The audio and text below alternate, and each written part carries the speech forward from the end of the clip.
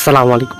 নেপালের এই ভয়াবহ আকস্মিক প্রাকৃতিক দুর্যোগ আমরা বলে থাকি বা সিনেমার শুটিংকেও হার মানাবে, এরকম অনেকে অসংখ্য কথা বলে থাকে, কিন্তু এগুলো দৃশ্য সামান্য।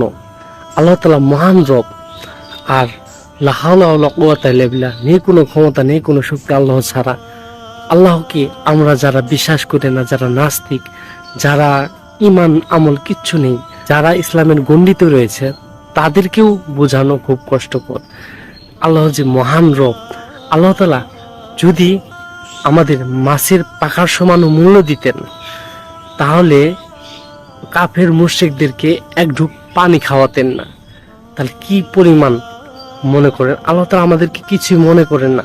সামান্য একটু নির্বিষ, একটু ঢল, একটু বন্যা, একটু জলোচ্ছ্বাস, একটু নানান বিপদ আপদ দিলে আমরা মনে করি কি হয়ে গেছে, কিন্তু না, এগুলো নজির আগে থেকেই। আপনার লূত আলাইহিস সালাম এর ঘটনা পড়েন, আপনার ফেরনের ঘটনা পড়েন, বা নূহ আলাইহিস সালামের ঘটনা পড়েন, আরো ইব্রাহিম আলাইহিস সালামের ঘটনা পড়েন, এরকম অসংখ্য নজির রয়েছে। আর এগুলো কিছুই নয়।